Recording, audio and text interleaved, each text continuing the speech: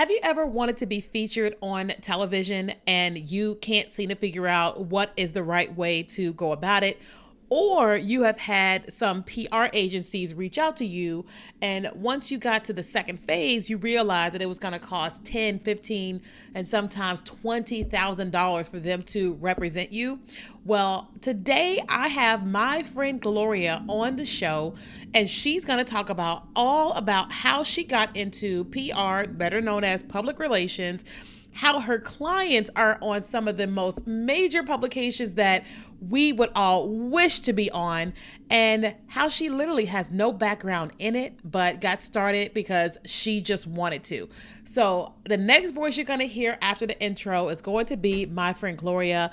You're going to want to take crazy notes and you're going to want to work with her. Listen, I will get you connected with her in the show notes. You can see it all there. And so, welcome to this episode with my friend Gloria. Welcome to the Kia Kelly podcast, because that's me. Every single week, we will be here talking about business, marketing your business, as well as life and anything that can throw at us. Because one thing I know is that when I've been building my business, I am involved in my business. And so I like to help people understand what it all is going to take to build a successful business and have a balanced life. And so here on the podcast, some of the days you're going to absolutely love me. And then other days you're going to want to throw me away with the trash because you don't want to be bothered with me. But either way, you're going to get your whole life together when you're here on this podcast. So I encourage you to grab your tea and grab your coffee because the Kia Kelly podcast is here. So, hey, Gloria, I am so glad you are here with me today. Woohoo, I'm so happy to be here. Yeah, we have been talking about doing a podcast together for forever. And so we are finally here. And so everybody, I am so glad you guys are going to hear from Gloria today. And those of you guys that are watching on YouTube, you're going to see from Gloria today. So today we're going to be talking about how to be your own publicist and never pay for ads again. But before we get into all that, I want you to kind of just give us a little bit of your story, like just in general of entrepreneurship and all that, and then how you got into what you have been doing lately. Woo! How much time you got, honey? So if anyone is thinking about a career pivot, this episode is for you. I actually came into PR with no PR experience. I was actually a US diplomat. So I was working in government, and I always just wanted to work in PR because I love to communicate. And I was always that like unofficial hype woman, like hyping people up. So I wanted to work in PR. I probably applied to over 1,000 jobs and I couldn't get a single one because PR agencies are still very old school. They want cookie cutter PR agency experience. And that's when I realized like, oh my God, this industry is time, it's time for a disruption. And there was this like gate that they were keeping where they basically said, you as small businesses need to pay us for our relationships in order to get featured. And I thought, well, that's not really fair. So I just started picking up the phone, cold calling, New York Times, Wall Street Journal. I'm talking like phone book style, like dialing zero from the operator. And I cold pitched thousands of times on email and phones, got thousands of rejections. And I started to pick up on what were the things that made the journalists actually stay on the phone with me and what got my clients featured on all of the top outlets. And these were unknown people. These were people with no connections to the media.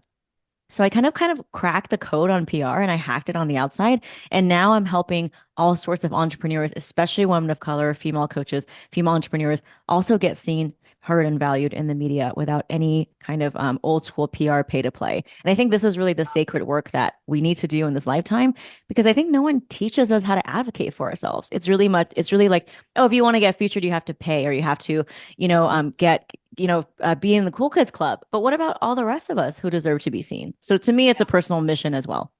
For sure. And that makes total sense. So my first question about that is like, how did you get this like passionate grit type that made you go, I can do this. I'm going to make all the calls. I'm going to send all the emails.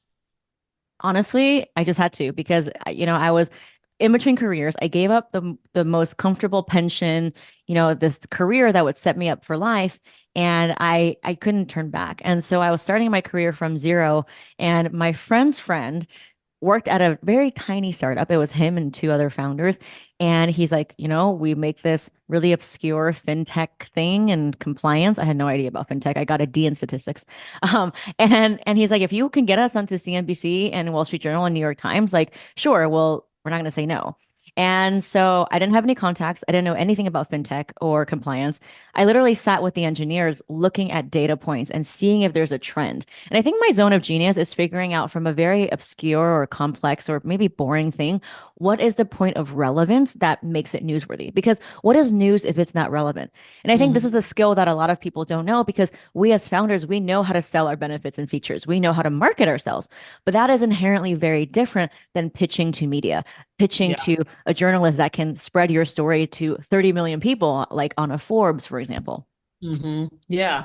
So in that regard, then, so once you were making all those calls, all those emails, what was one of the themes that you started to go, oh, this is one of the things that's causing people to answer the phone or respond to this email? So funny thing is, I learned that from thousands of times and getting sweaty palms. I mean, it was not cute, right? Like literally dialing the operator and them being like, "Who are you?" But I've noticed that the more I lead with the company's name, what they do, the more like turned off they are actually, Mhm. which doesn't seem intuitive because we're all about selling our products and features and services. So all this to say, the more you lead with your product, your service, your name, your company, the less likely it is for them to feature you. Why? Because it's not relevant. And so what Yeah. we have to do is take our sales pitch and turn it into something that is newsworthy. And I teach this in my masterclass that's free, anyone can watch, but there is a method to this madness. There's a method, a structure of a pitch that has proven to work for hundreds of founders. And I can tell you that in a minute, but it's called my CPR pitching framework. It's a way to communicate so that the other person on the other side of the send button who doesn't know you at all will come back and say, yes, tell me more. No, that's really good. Okay, so tell me then, what was one of the first pitches, like calls, emails, what happened that they actually responded well to? I've been talking to a lot of business owners over on TikTok that are scared and upset because the president signed a bill that could potentially ban the TikTok platform. And I explained to them why I'm not in fear. And that's because while we are known for teaching TikTok, we shifted our focus 2 years ago to where we are not dependent upon any platform, especially any one platform, to build our business. And because of that, we have so many people that actually need help with what to do to pivot from being so heavily focused on TikTok or social media and needing to diversify and create a more strategic marketing plan. And so, if that is you and you want a way to diversify, restructure, and all the things, and you want to work with us, we are hosting a 6-week cohort for just 30 people where I am going to work with you every single week live. First things first, I'm going to evaluate your business, evaluate all your content, and give you a plan on what it is that you should be doing now to pivot from TikTok so heavy to what you actually should be doing in your business and diversification. So if that is you and you want to be able to learn this and work together, there is a link here in the show notes where you are able to join us. So you can also go to kenyakelly.com/cohort, kenyakelly.com/cohort, and I am going to be walking with you for 6 straight weeks and giving you exactly what you need and help you to increase revenue in your business. Oh my God. So when I was pitching my client, it was fintech and this is AI compliance software. I didn't know anything about fintech, AI, or software. But I started to pick up on trends because I looked at what the news was covering. And at that point, it was covering the banking crisis. And so I was able to link one of their data points to the banking crisis and to pivot and say, usually people think that compliance is, less, compliance is harder in, this region, but actually in this region of the world, they have better compliance. So it was basically comparing two regions of the world for banking compliance and then pitching that to a Wall Street Journal and CNBC and saying, this is what people normally believe, but our data shows something different. And so that's kind of one of the top 10 things to pitch. It's like, do you have a contrarian point of view or do you have a point of view that's different? Now, obviously, there's different angles. You can pitch a seasonal angle. So if we think about like tax time, summertime, New Year, New Yeah. You, that's really a great angle too. But there's really like 10 or so angles that the news media is looking for. And so those are two of them, the regulatory one, three of them, the regulatory one, the contrarian point of view, the seasonal. Also, there's another one. It's like, and anything with your local like community, that's also one. So are you Yeah. partnering up with a local organization? That could be something that's really good for a local outlet. Yeah, for sure. So what was the first publication that said yes to you? The first one that said yes to me, I think it was Financial Times. We got the FT to do a exclusive on their launch, and then I piggybacked on that and kind of ride the coattails of that. And I kind of shopped it around, and they got featured on New York Times, and I was able to get them on CNBC on live television, actually. Oh my gosh.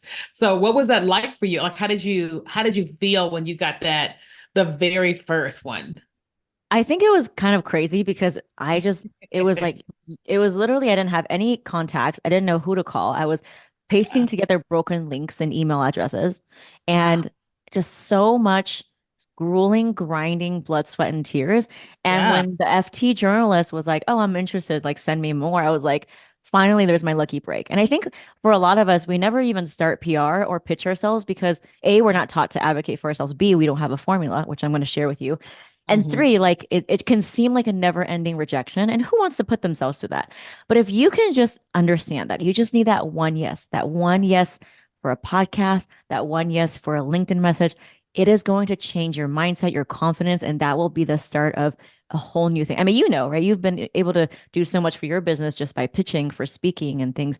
And 100%. you just need that first yes. And I think a lot of people just give up before that first yes. But once you get that first yes, you can just sigh of relief and it kind of is all kind of more smooth sailing from there. Yeah. So how long have you been doing this again now? So I've been doing this since probably about 4 or 5 years.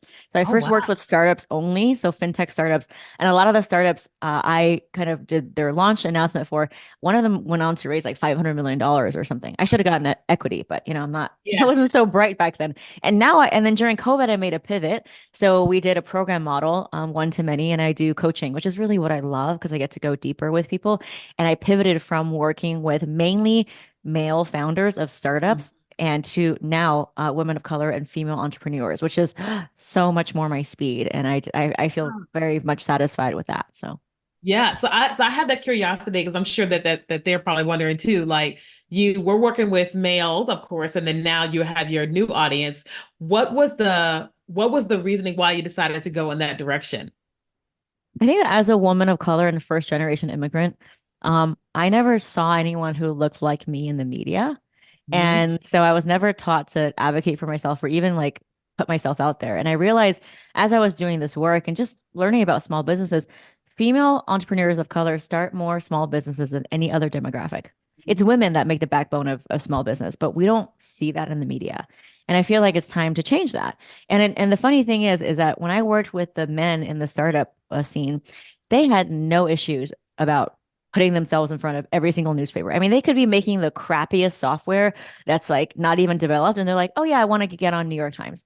And I feel like for women, it was so different. For women, it's like, am I ready yet? I don't think this is done yet. Like, it's almost like Mhm. we had to wait our turn. And so my work has become more of like a mindset coaching as well. Because yes, PR is important, but if you don't have the right mindset or the confidence to keep pressing that send button, then you're not Mhm. going to go after it. So a lot more of what I do now is the mindset coaching, and it's been really rewarding work. Yeah, no, that's amazing. Like, I remember when I first heard you talking about like the people that you serve, I was like, it's not every day that you hear someone who is focused on helping the quote unquote underdog, the one that isn't necessarily the one that's being propelled, but should be being propelled. And it was so intriguing to me to just see someone who could see me, could see us, and wanted to help us to further our own like business desires and all those types of things because it's not every day that somebody says I'm not going to focus on the easy ones that are male or white or what have you, but I'm going to focus on X, Y, and Z. And I guarantee you that it's probably one of the most fulfilling things that you do is watching your people that look like you and us to have success, right? Yeah, and I think what unites us is that for all of us, we're like the first in many. We're a lot of Mhm. our people are the first to go to college or the first to speak English. We have a lot of people who are mothers. We have the people who are so I think there's a lot of firsts and people who go first. We need community, we need support, and we need to be able to advocate for each other. And I always say this is in our community, we are shining a light on each other. And so together we make the world brighter. I know it sounds like a Hallmark movie, but it's true. Yeah, for sure. No, that makes total sense. So I know that everybody now is like, okay, well, get to the point, get to the gritty, give me all the details. So we're talking about how to be your own publicist and not pay for ads. So walk us through like what are your thoughts about how a person can get started on this journey? And then you mentioned your was it CPR method you said? Yeah, and Yeah. then what does that look like? I want to preface this by saying, there's a lot of coaches out there and there's a lot of things out there, right? And I always say if someone is making things complex, be wary of that because they're trying to capitalize on your fears and monetize it. So, and Mhm. if anyone that you're working with makes things difficult, then I would be cautious. PR is really simple, and PR is literally writing a pitch and sending it out. So as long as you have a pitch and you know who to send it to, and by the way, this is all public information, who to send it to because they're journalists, then there's no reason why you can't be your own publicist. So that's really the crux of it is that it's simple, but they don't want you to know that, right? Because they want you to keep paying the agencies, thousands of dollars. So let's talk about like what to write. Yeah. So my CPR method teaches you how to write a pitch. And the C stands for credibility, which is one sentence at the end of the email. Hey, I am a founder and I've noticed this, problem firsthand. P in CPR stands for point of view, and it usually looks like 3 bullet points in the Mhm. email expressing your do's and don'ts, or maybe it's tips. If you are a meal planning coach, it could be something about the new year. If you're a skincare expert, it could be about 3 ingredients, things like that. I like threes. I think it's enough to tell a journalist that you know what you're talking about without rambling on and on. And R in CPR, which is the most important part of the entire thing, is relevance because what is news if it's not relevant? And I usually like to start my emails with relevance right away because you're competing for the journalist's attention every single second. So you want to boom straight out of the gate, say, this is why it's relevant. So, for example, if you are a fitness coach, it could be about something for summer. It could be about summer activities and how to stay fit while you are traveling for spring break or if you're in hotels. If you Mhm. are a dietitian, it could be something about end of year meal hacks on how to, reduce calories. Like whatever it is, relay it to the relevance of the season. It could also be something with the new policies and regulations in your town, county, or state. We have a lot of people who are finance coaches. And so there's tons of different policies and tax savings and different things. So always think about how you can tie it to a point of relevance, the season that we're on, or maybe it's a trend. If you're a fitness coach, there's a lot of TikTok trends and social media trends. Maybe it's something about, why this viral TikTok handstand trend is causing injury and how you can do it better. So there's always Mhm. ways that you can make it relevant, but that's really kind of how the email looks. You start with the relevance, you go into 3 bullet points of what you're offering, which is the point of view, and you conclude with a very simple sentence of, I'm happy to discuss more about this. And notice the tone here. The tone is not, please feature me, I'm desperate, I can't pay for ads or I don't have money to. It's I have this information that's helpful for your audience. Here's a little tidbit. And here's how you can contact me. It's very confident. It's not begging. It's not desperate. And the whole point of the pitch is not to write the article for the journalist. That's their job. Mhm. It's just to give them enough information for them to kind of imagine what a story could be. Because you never know what the story could be, right? You could pitch something about fitness, which is about, hip mobility, hip HIP. And then they could be like, oh, well, I'm actually looking for someone to write about this instead, but can you give me a quote? So you never know where it's going to go, but it's a great way to start this connection with a journalist because it's all about building connections with members of the media. Mhm. If you can build a connection with them, a lot of them now are freelance writers. They write for multiple outlets. It means that if you can get in the good graces of one of them, then you are locked in, right? They're going to be calling you for another quote because they are writing stories all the time. They are looking for Right. reliable sources.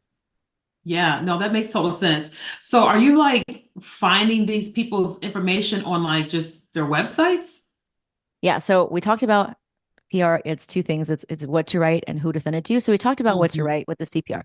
Now, who to send it to? There's certain ways you can hack it on your own. So you can install a Google News Alert, which I love. So if you are in, let's say, marketing, right, you could put in like a couple of keywords, and Google will send you all of the articles being published on your keyword.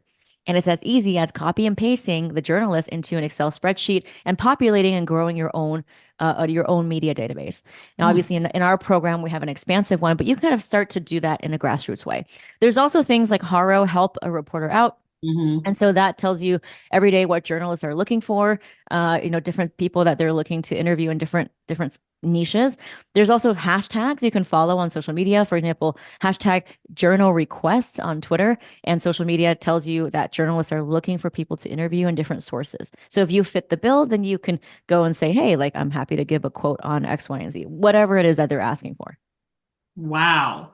That's I'm just sitting here like, duh, because I installed a Google alert for TikTok like months ago, and I constantly get the emails, but I've never considered clicking on the article and looking to the journalist and actually reaching out to them. Like, I mean, it makes total sense. I've kind of been just waiting for them to reach out to me. I did have Wall Street Journal reach out to me a couple of weeks ago, which is kind of cool. But I think like that here's an opportunity of like reaching back out to that journalist and or just all the ones that come in my Google alerts. So that's really smart. But I guarantee that you probably make it a lot. Like, do you still pitch clients, or you just mainly coach people on what to do? I always say if I pitch for you, then I own the relationships. If you want to Mm. be free of any retainers, then you need to learn how to fish and you can fish for life. So we give you the Mm. contacts and we give you the templates and you just copy and paste. And here's the thing, you talked about reaching back out. I love what you said about that because it's as easy as you saying, to the TikTok journalist, "Hey, Yeah. I love what you wrote about TikTok. Have you thought about writing about this because now they're rolling out a new feature. The great Mhm. thing about news is that if you pitch once and they don't message, it's not like it's dead in the water.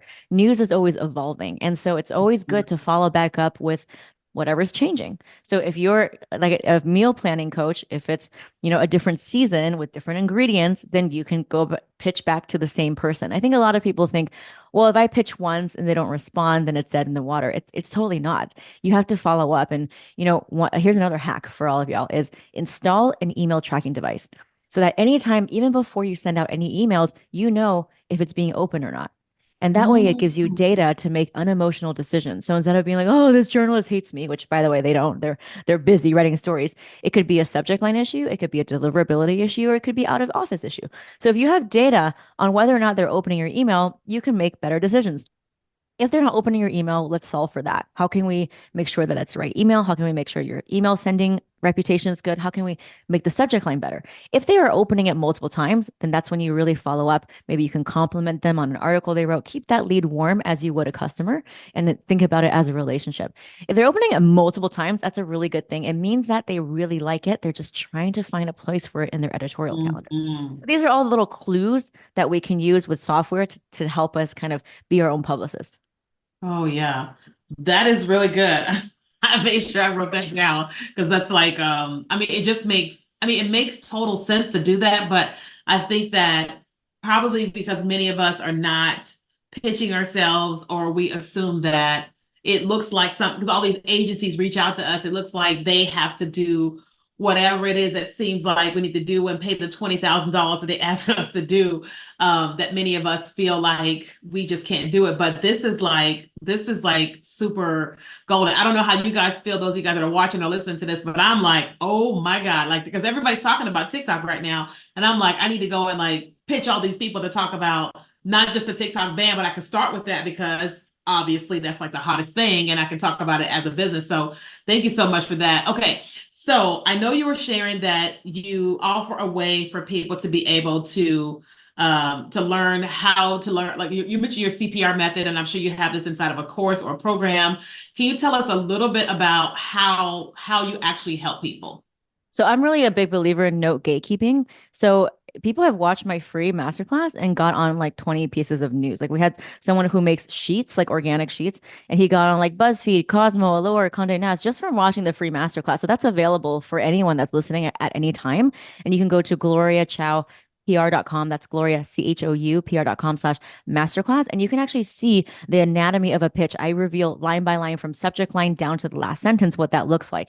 And then obviously I have my PR program for founders, and you can go to PRstarterpack.com. And that's really my program where I give you access to journalists. So I actually bring in journalists from Forbes, from Condé Nast, from BuzzFeed, from Business Insider, and they actually coach you. And so I'm coaching with them, and they're answering questions like, this is what you should pitch, or this is how you should follow up. And they actually reveal what their inbox looks like. So we give you screenshots of good and bad pitches, because I always think it's better to learn the skill by seeing how it's actually done.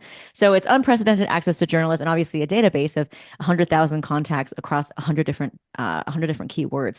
So whether you're in yoga, fitness, parenting, education, we have all of the journalists who have written about that, and that really covers it. That's really how PR is. It's really what to write and who to send it to, and we do all of that for you and more in our community. So that's amazing. So the masterclass is gloriachoupr.com/masterclass, right? correct. Yep. And then the program is prstarterpack.com. Yes.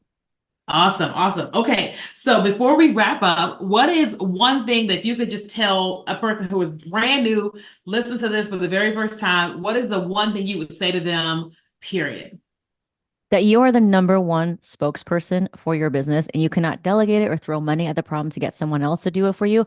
No one will care, and your business absolutely needs you to be its spokesperson. So you need to do the pitching. You need to be the one to actually prioritize this in your business. And once you do, you're going to open up so many different levels for your business. You're going to learn a skill. You're going to learn how to communicate. You're going to learn how to position. You're going to get SEO, and it just kind of goes on and on. But you need to step into that frequency and realize that your business needs you to start this process. Mm-hmm. Very good. I agree. And for me, it's a reminder of like, Kenya, don't just pitch to speak, pitch for the media, because like all the media pitching is going to lead me even more faster to my desired result. So that's really good. So we're going to put this in the show notes, but can you tell us where you want people to follow you? So I'm on Instagram at Gloria Chou PR. That's Gloria Chou PR. I share a lot of stuff that's also not PR related. Like I share about healing my relationship with my mother. I hear about, a lot of authentic and vulnerable stuff. But you can DM me the word pitch, and I will send you an additional pitching freebie so that you can implement right away what you learned today here. So at Gloria Chou PR, DM me the word pitch. That's so good. Well, listen, this is the very first time we've had somebody on the show, the audio and on YouTube, talking about PR. And I already know I'm going to get direct messages asking to bring you back. So we'll definitely have you back on probably in a couple of months, because I already know as people start going that they're going to start having success, me included. I'm sitting here like, I need to especially right now, I should be talking about TikTok to everybody as of this point. And I'm like, I have a lot to say. They just don't know that I exist. So thank you so much, Gloria, for sharing all of that with us. And then guys, if you want to join her program, there's going to be a link in the show notes for the PR Starter Pack, and also for the Masterclass, that's going to be in the show notes. But also, like she said, come follow her on Instagram and DM her the word pitch so that you can get all the things. So thank you so much for being here, Gloria. And guys, thanks so much for watching. Bye. Thanks for listening to the Key and Kelly podcast. I'm always honored and thankful each time you choose to download and listen to an episode of this podcast, but also when you choose to share it with a friend. Because one of the things that I know is that when I was building my business, it was so important for me to be surrounded by like-minded people. And so when you choose to share our content with your friends, it allows them to be in our space as well, where we can nurture and mentor them as well. And we can just make some new friends. So if you wouldn't mind sharing, I would appreciate it so very much. But in addition to that, if you would do us a huge favor by writing a review and giving us 5 stars, it's going to tell Spotify, iTunes, and all the places that people are enjoying this podcast and that they should share it with more people. And so please share, please write a review, and thank you so much for listening.